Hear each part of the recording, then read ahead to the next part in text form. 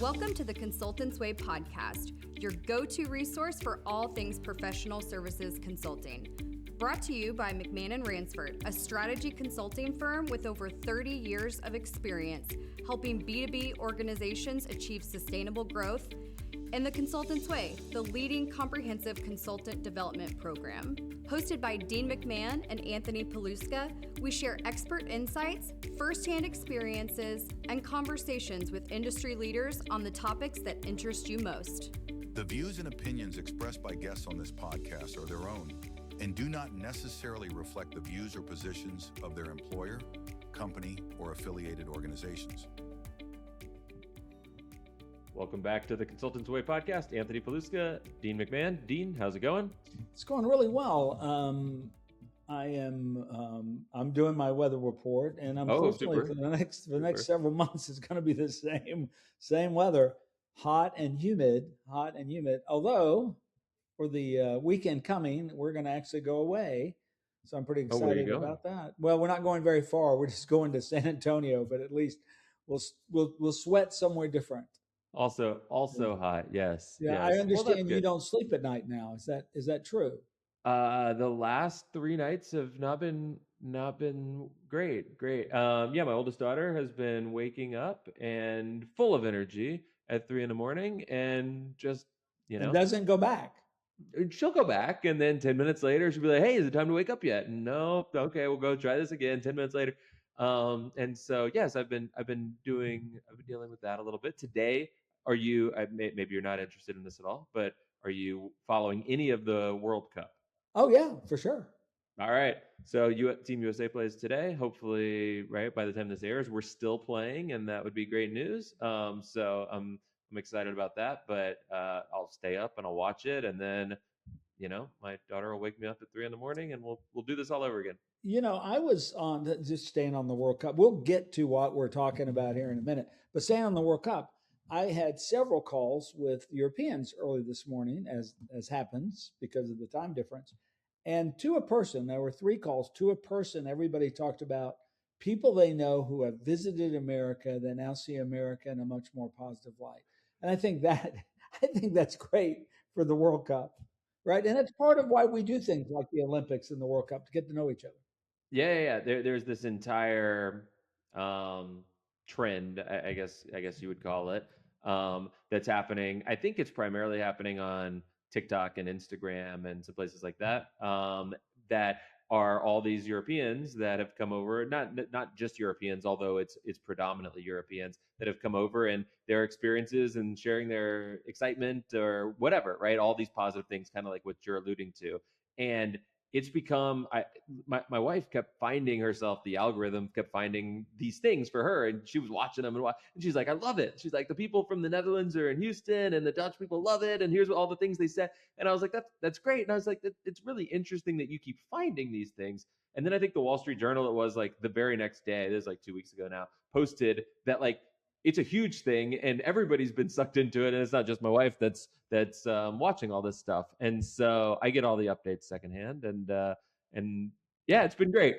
When the Netherlands was playing here in Houston, we happened to choose to go to one of our favorite restaurants in town, because I live in the same suburb you live in. Anyway, we went in and it had been taken over. That's great. That's awesome. And huge TVs added, and merch and free alcohol, and we were literally the only ones not wearing orange, so they gave us orange clothes to wear. That's great.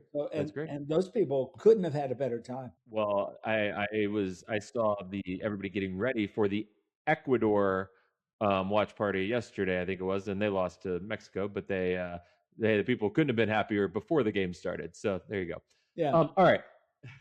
enough World Cup talk. Hey, today we have a very unique situation. We get to have Zane, and we'll talk about him in detail in a minute, but I have had no one do a better job of discussing AI journeys for people, and stages and things to consider. And I hope people, in addition to hearing this, take the advantage of following all the things he's putting out right now. He's quite a content generating support for everyone. So What was your Yeah, and he when we first started talking, we were kind of exploring different topics, and the things that he's working on are more advanced, right? The thinking more advanced than the conversation we get into today, which is why I encourage people to go check it out, and we'll have him come back. But right, establishing a bit of a baseline of how to think about AI adoption, what it means about our organization. We keep coming back to this central theme throughout the conversation around trust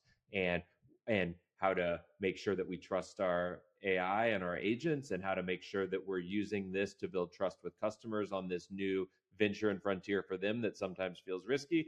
How we need to upgrade or continue to rethink our talent so that we can use the combination of the tool set that we have, but also build trust with our clients in new and different ways. And so the the theme, as I call out kind of later in the conversation, is like trust is underpinning all of this. And a lot of what Zane's doing is how do you make sure that you build the right discipline around as an organization, so that the models that you're building, the agents you're building, the infrastructure and the ecosystem you're building is something that you can actually trust and rely on, and deploy successfully to your clients. And so I I love the conversation.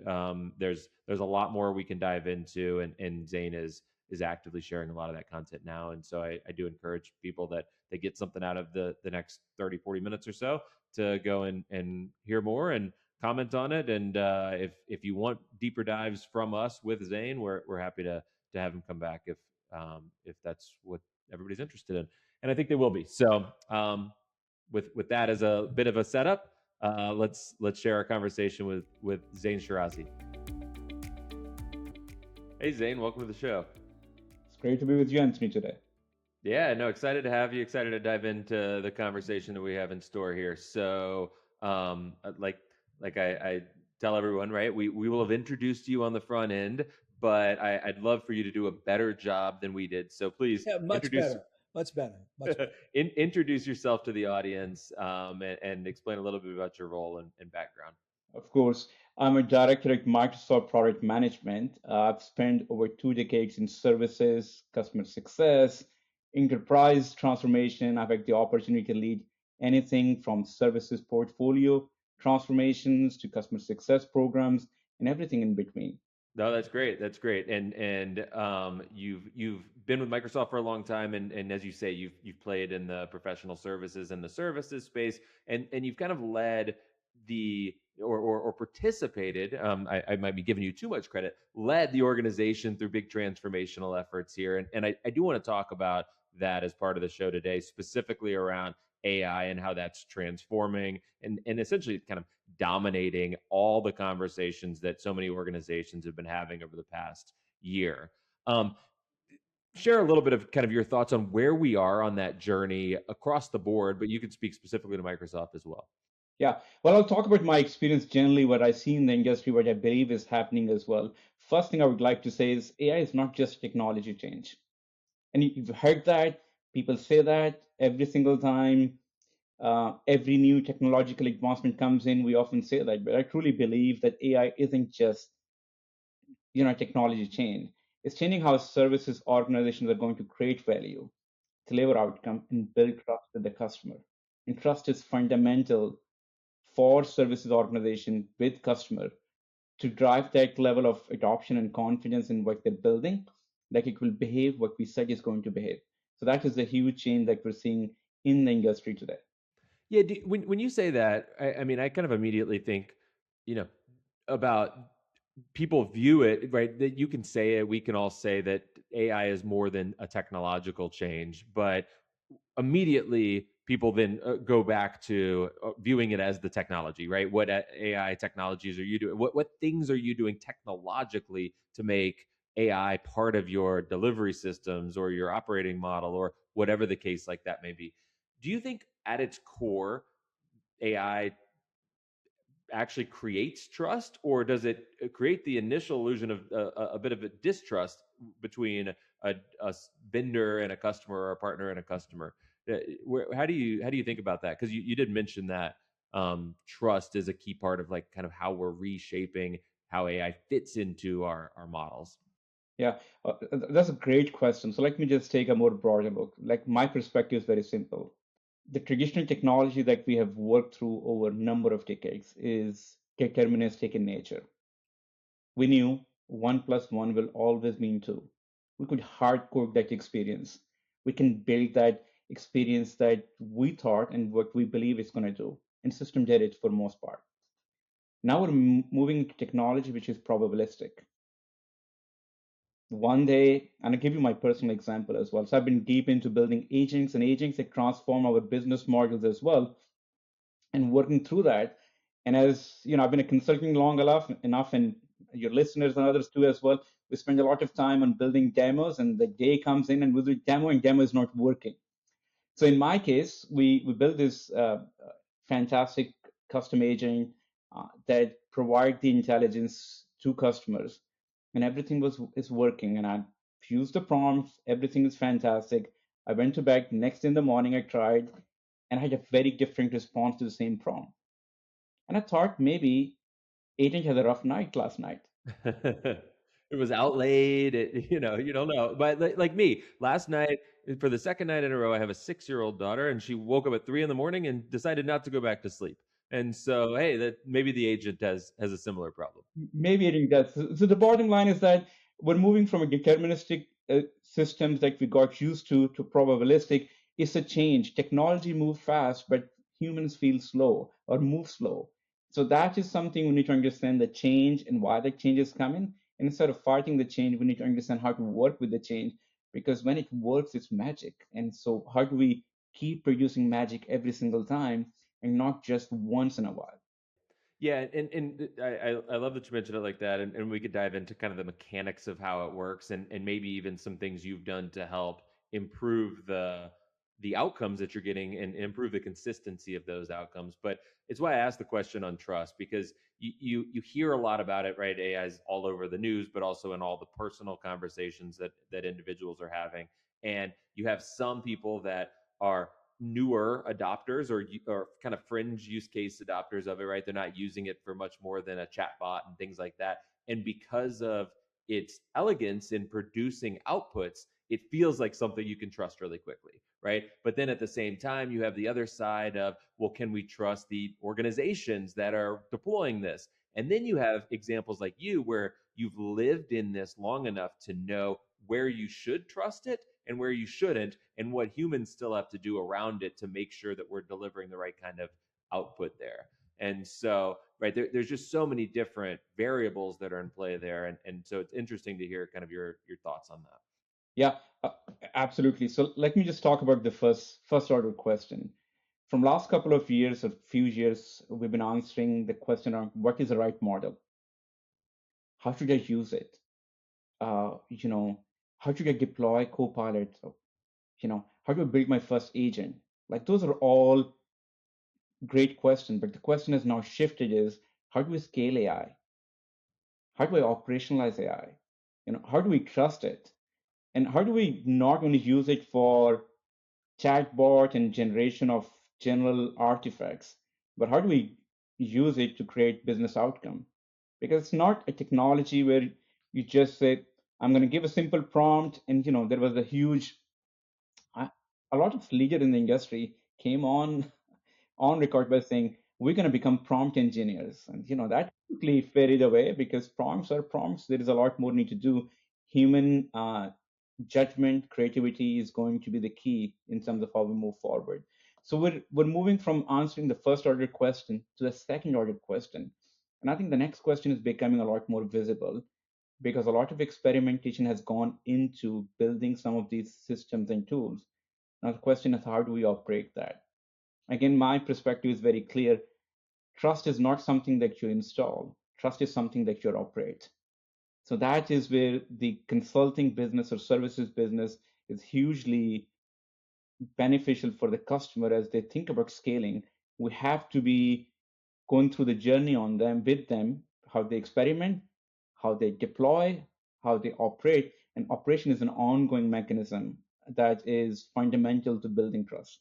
Do you have, I mean, as organizations are looking to go on that particular journey, do you have a framework or some guidance specifically around that last piece of it, right? Because I think that's the one that everybody's still trying to find their way through. And just knowing you and knowing some of the things you've worked on, you've thought a lot about this, but you're also a bit more on the leading edge than the majority of people that are out there. So how do you think about operating in this way, and kind of redesigning your motions, and specifically from the services team's lens? Happy to share that what I believe, what I've been thinking about. I've blogged quite a bit on LinkedIn to talk about some of those things too. So let me just set the table to understand why this is important. DevOps became prominent when developer has to release code consistently at scale, and that was a new discipline for developers. FinOps came to the forefront as cloud took the adoption, and the cloud economics conversation, how do we manage that, became very important. Then came the strong wave of SecOps, which is how do we bring security across the life cycle of customers' engagement and interaction in technology as well. I believe AI is at that inflection point where it is going to need its own discipline to manage trust. I'm calling it AI Trust Ops. That is a trusted operations that we need to bring forward. It has four verticals or four disciplines in the pillars in that discipline, in my opinion, that look into agent trust, look into decision chain, look into the integrity of that. That has to do with how do we manage incidents. Listen, agent can be up. Traditional service and support businesses, if the service is up or not, agent can be up, but its output might have drifted. In multi-agent architecture, decision may not be working. So when you think about trust ops, the whole concept is that we need to think about agent or AI system as a whole ecosystem. And you need to make sure that we have the right level of observability, we have the right level of control and governance. And a topic which has become very popular is about the token economics as well. Yep. Yep. Some companies are burning their tokens, their whole budget in few months. Like Uber came on, Uber's CTO recently said they're done 4 months burning. So that is the level of governance that you need to bring in. Fantastic technology, but you need a discipline to manage AI in production. And the token one is a very relevant topic for I think a lot of people. I was talking to somebody yesterday, and a much smaller organization than yours, but their professional services team had budgeted $5 million for whatever their fiscal year was. I think it ends like August or September or something like that. And they're $20 million in token usage through the period of time rather than five. So they're 4x that, and they're rethinking their whole budget for next year, and they're trying to figure out, are there things we can do to govern this, right? Our CFO is asking us all these questions. Or do we just have to bake in and accept that this is our new normal of a cost for our business, because they had built so many things around that. And I don't know if they figured out the answers to it, but part of what it sounds like your model starts to allude to is like, hey, there needs to be a discipline around this, and there ought to be a way, and there probably is some things that you would already recommend organizations do to manage each of those four different pillars of this Yeah, discipline. indeed. I'll go to, you mentioned something which is very interesting. You said they're building a lot of things with AI. And this is a common thing. We're in a build phase. Like as an industry, as a society, we have shifted from consumption and just configuration to building. Like the US is leading the charge with number of data center investment, trillions of dollars getting into that. And it's a next 30, 40, 50-year cycle, in my opinion, what I've seen in terms of the build process. This is the biggest thing after the industrial revolution. So building become very common. What happens with the build is every time you build something, you may not build the right thing. So you need to have a structure around the innovation as well. Is it, again, my opinion is the companies who will succeed, the services companies who will succeed, are not the one with the most agents, the most technology, but the right agent, right technology that creates more outcome for the customer. So first is the governance of it. Like you got to have a framework where you're investing your money and time and effort, what you're building for, and having the clear business case to make sure that we're scaling the right ideas. But it's a build phase. Everyone is there to experiment. So that level of control needs to be reintroduced into our innovation cycle and build cycle. The divert the resources and attention to the right place.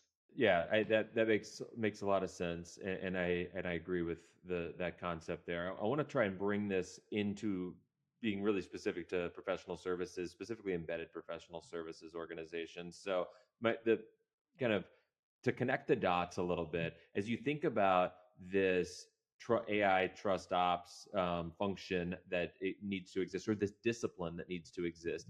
Is that a function that lives somewhere in the org, or is this a discipline that we need to build across all of our functions? Therefore, I, as a PS leader, and my team need to be thinking about all the things that you just talked about. Or should we rely on another function outside of PS within our org to tell us what to do and how to manage all of this stuff, like we might outsource security to a different function in our organization? That's a great question. So you talked about should we do it or it become a discipline or it become a department, Yeah. right? Listen, everything starts with a discipline, and then discipline becomes that big that you need a department to manage that. You can do that. But the reality is, within the service to the professional services organization, it's not only that we have to figure it out, what do we need to be successful? We also have to help our customer understand what they need to be successful as well. So not only we're figuring it out, how do we manage the right way, but also our customers. So here is what I would say. I think services leaders, generally professional services leaders, need to think about the business model that we're getting into. Historically, what we have done is the growth of the services, professional services business. I've been 20 years in this industry, came from more projects, means more billable hours, means more headcount, means more growth. And AI is changing that paradigm quite a bit.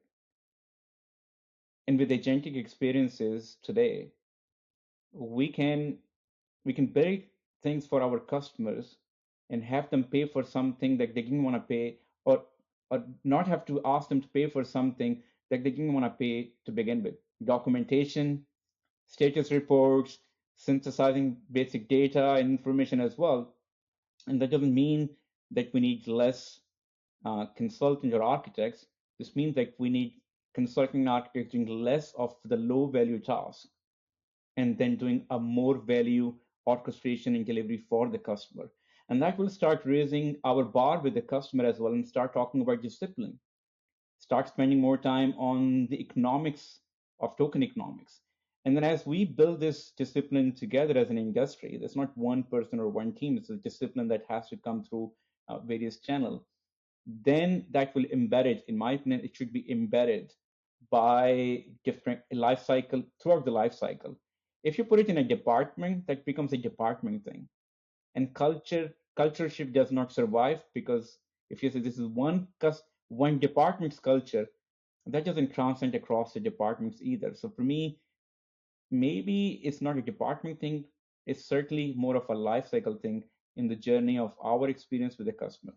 Yeah, and I want to come back to that a little bit, but you brought up something I want to hit on. So you talk about the sort of the business model of professional services changing through this process, right? The way we bill for time changes. The activities we actually need to do, and more importantly, the activities that customers value us doing is changing, right? That is completely breaking in this model, and I think in a good way, right? Customers will have higher expectations of us, but one thing we keep hearing is that, you know, as that's beginning to occur, we're going to, as leaders, need to have higher and or different expectations of our team, because we can't just throw bodies at it to do activities. We have to be able to drive outcomes in a different way, and we need to understand the customer better, and we need all of these different things. How do you view the talent transformation or evolution that's going to need to go along with the business model evolution? Yeah, absolutely. What I've seen is the best way to do it. I've done it multiple times in my career as well. The transformation, one of the things that we lack, and you hardly see that thing in any professional service, or very few of them, unless the big companies obviously out there, is the concept of a chief product officer for the services business. Somebody responsible for the portfolio of offers and making sure that the things we're doing can be delivered profitably, are delivering outcomes, all of those kinds of things. 100%. And we'll look into we're building that portfolio. So this is service offering. Offer management has been my discipline for a long, long time. What I've learned as well is that gives us the anchor to deliver on the business strategy that we set forward. And then you think about the skill set and the transition of skill set based on those service offerings that you're selling to the customer. They define the outcome that you want to produce. They dictate the IP that you have to create. They dictate the tools that you have to create as well. And what is the competency level and skill level that you have in the organization? And where do you need to take that competency and skill level in the future where the industry is going? So I think that is the anchor point for me to cascade all these strategies to transform that. When it comes to individual choices, because you can, as a leader, you can set the strategy, you can create the mechanism, you can create the incentives to move forward. But in this day and time, the personal development cannot be more, you cannot be more accountable for your own personal development in any other time. So as a consultant, you have to step up to be curious, to be adaptable, and keep learning and keep pursuing different level of knowledge and information that makes you relevant. And that is how I would think about it. I'll start with the core nucleus, which is the service offer management, the portfolio, and then drive what business strategy I'm supposed to drive with that. Align your workforce and analyze where the skill set and gaps are and where you need to build that, and promote the culture of constant learning and experimentation and accountability at the individual level, not only at the leader level. Yeah, I like how that cascades, right? It's the what's our strategic role within the organization first and foremost, and then what is our portfolio of offers to actually deliver on that strategic role, whether that's retention or adoption or revenue generation, or right? I mean, big picture strategic role.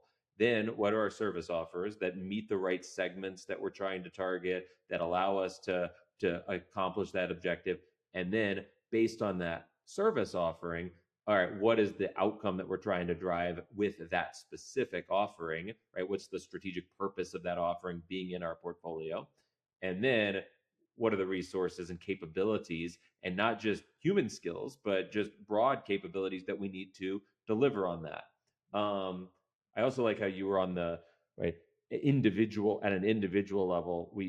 This is not the time to be complacent, right? We need to always be trying to evolve and self improvement and move in that direction. And I think organizations are following a very similar path, right? You talked about experimentation of how organizations are using AI and how we're at this stage of experimentation. But as we talk to PS organizations, maybe you have some thoughts here, right? Experimentation of using AI or trying AI has a bunch of different flavors. We have some that are using it to try and make internal processes more efficient, right? That seems like a low hanging fruit kind of use case, but maybe not, right? And then there's okay, now we're using it to be more efficient at delivery and driving customer value. Now we're using it as part of our delivery model and as part of our offer portfolio, right? There's all these different ways to do it. And you talked about how you've been building a lot of agents now. How do you think about maybe the categories they fall into for a professional services organization, and if there's a logical sequence or a priority area that a leader should focus on? I'm a big fan of three things. Like there are a number of things you can talk about, but I try to make three buckets, three pillars, four at max, and that's 3 to 5 is my favorite number. So I'll go for three this time. It's easier for this Yeah. case. And who can count to five? I mean, that seems like a lot. So three, I'll start with the first one. If you think about it, anyone that is coming to sell you something or offer you help, I mean, you're going to ask for the credibility first. Like either they have established the credibility in the market space, or when they talk to you, you also want to see how credible they are, not only in the pitch, but can they do the walk in addition to the talk. I think professional services business, PS business, cannot go and say, well, I'm going to help you transform your business model. I'm going to help you drive AI transformation. I'm going to help you build trust. And by the way, it's going to need me 2 months to onboard you because I do manual documentation. Or for me to reply to your RFP or your proposal, it's going to take me 1 week or so. So as a business, first we need to think about how can we become more efficient? How can we become more effective by harnessing this technology? And there are fantastic use cases where you can build internal agents that help you review the contracts, build your contracts, review the RFPs, pull the insights together. So every time you're competing for something or you're bidding for something, they can generate a good quality, a fast response to that, because there is a cost to that.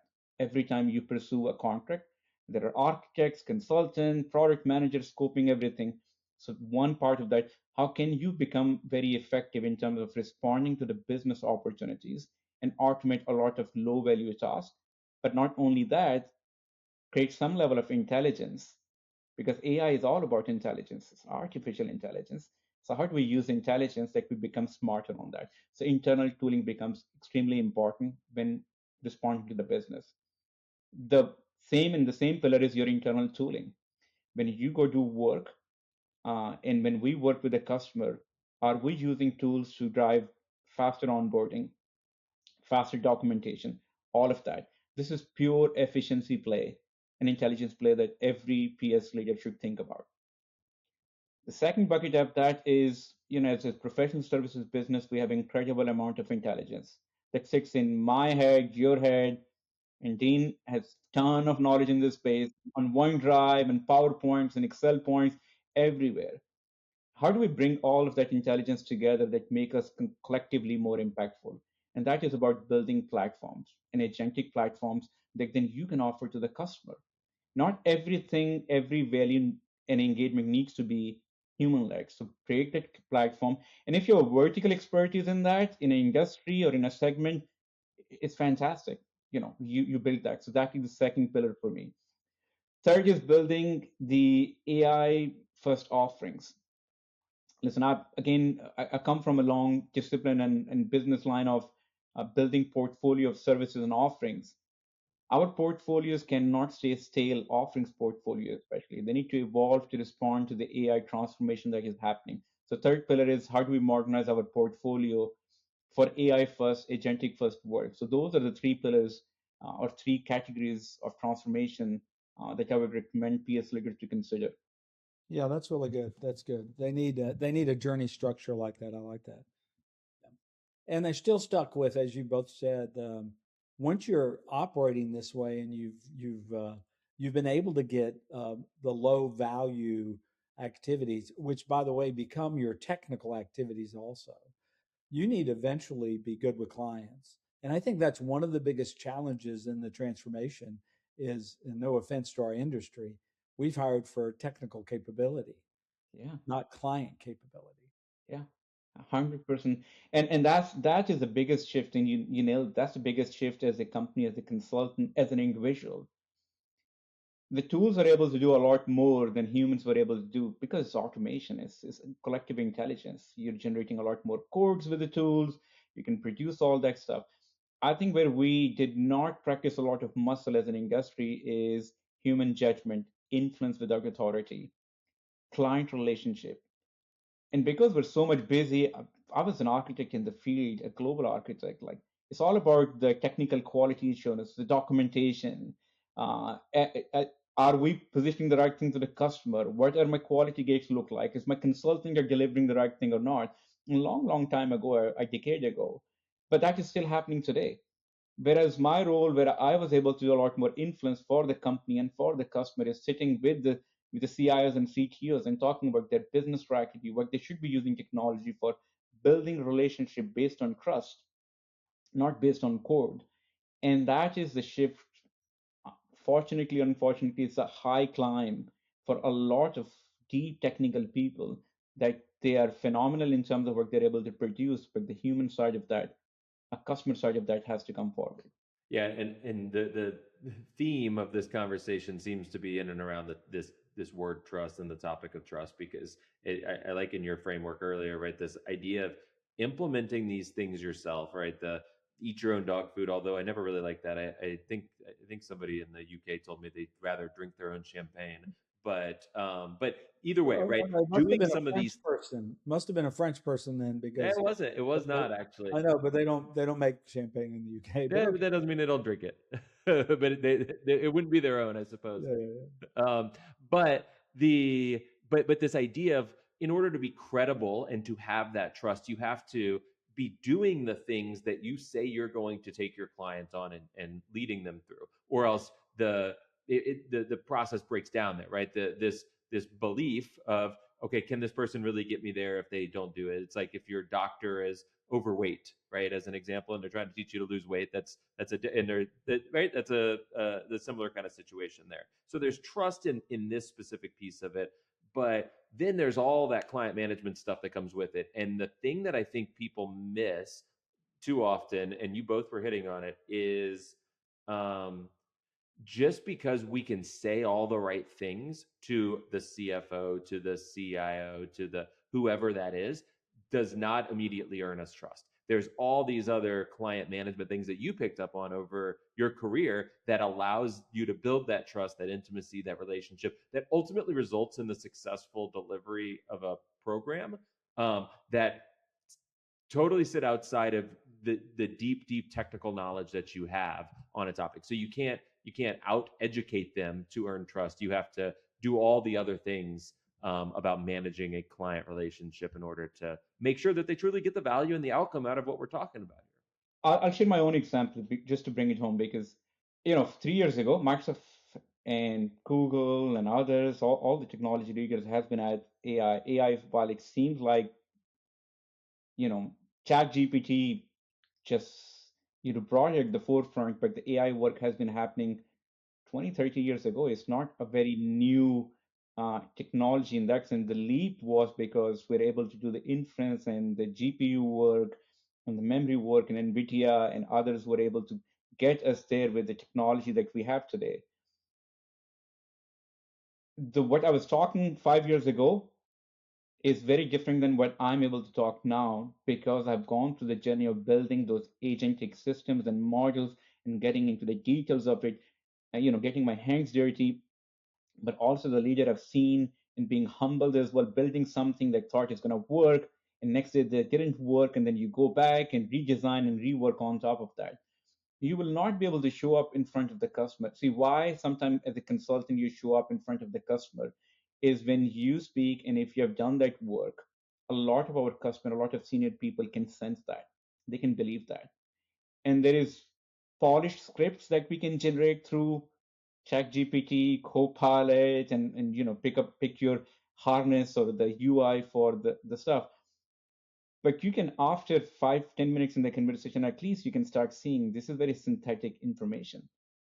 There is nothing to back behind it. And if you're not doing that, then the credibility won't be there. And the concept of trust is becoming a lot more important to me personally. Maybe this, I'm getting a lot more white hair as well, is there is a lot of discord in the society, in the system, a lot of distrust generally. And the one thing that binds us as a human society and our ability to move forward is trust. And if we're not working towards that, it just limits our ability to move forward with the speed and the pace that industry expects us to move, society expects us to move. So that's why I'm a lot more bullish on building trust than just building technology and tools. Yeah, you when we talk about trust and we talk about talking to executives, being authentic and being in the meeting and being able to answer those questions. I had a situation the other day. I was talking to someone out of our industry, and they had used for their people pre-planned questions and answers. And dadgummit, if the client didn't ask the right questions. That's right. That's right. You might have to know stuff and know how to explain it simply and how to motivate people to take action and hold their hand while they get there.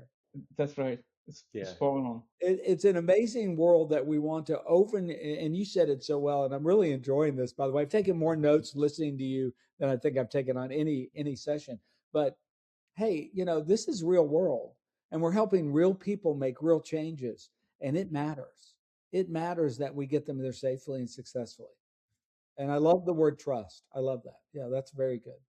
Every single time, society is we're at the cusp of discovering or moving into the new era, and we all have to be intellectually honest with ourselves and with our customers, what it can and can't do.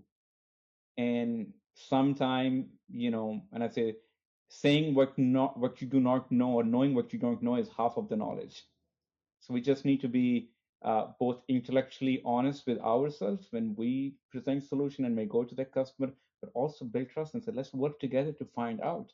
And in my own experiences, customers have just based on that, they said, we're willing to go with you because we rather go with somebody who's saying, I don't know all the solutions or answers yet, but we'll figure it out together. It's much more powerful to say, I have all the solutions, and 3 months down the road, we haven't delivered anything.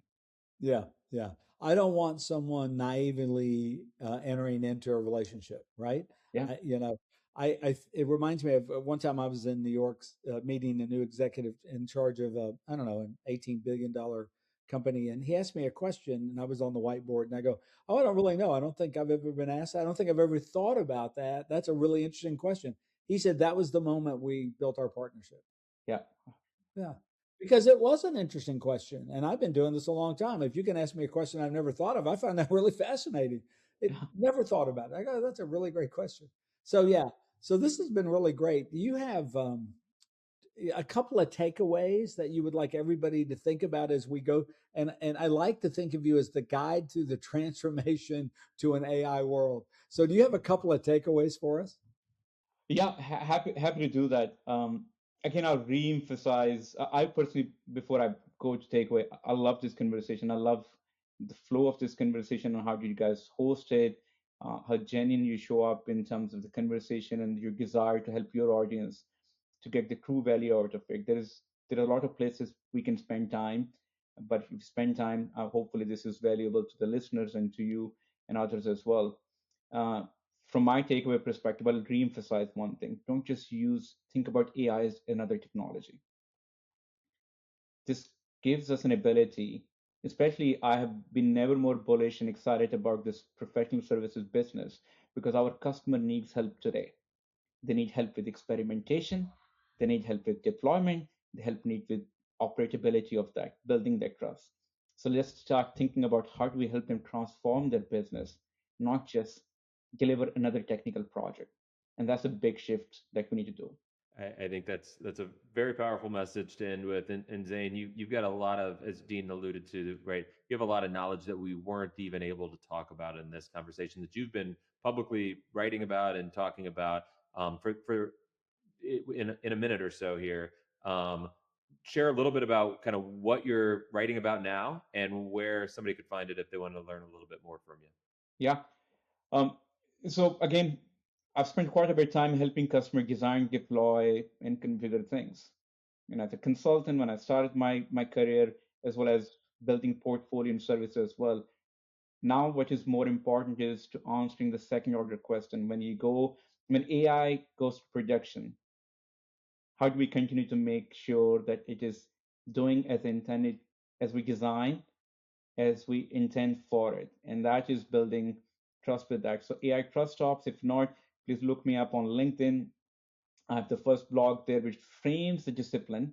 And there's a series of blogs that will come up, which talks about each pillar within that discipline, specifically talking about practical advice, what we need to do, not just a high level storyline, practical advice, the things that you got to do when AI gets to the production. And think about if an agent is running your mission critical business or business workflow, the the stake cannot be more higher. So, what is a discipline that's going to make sure that you sleep at night and your agent is still doing what you expect it's going to do in the morning? Yeah, yeah, it's great, and I appreciate you putting that out there for a lot of individuals that are doing that because there is this vision and dream that's sold all over LinkedIn and wherever you want to look for it that you can just put your agents in place as a leader and they will work overnight and they'll do all these activities and you'll wake up in the morning way more productive.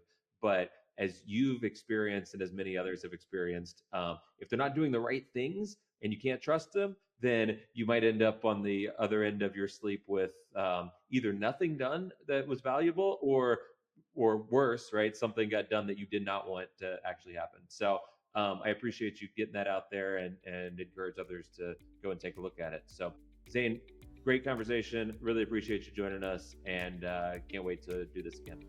Yeah, I appreciate the opportunity. Thank you. Thank you, Anthony. Thank you, Dean.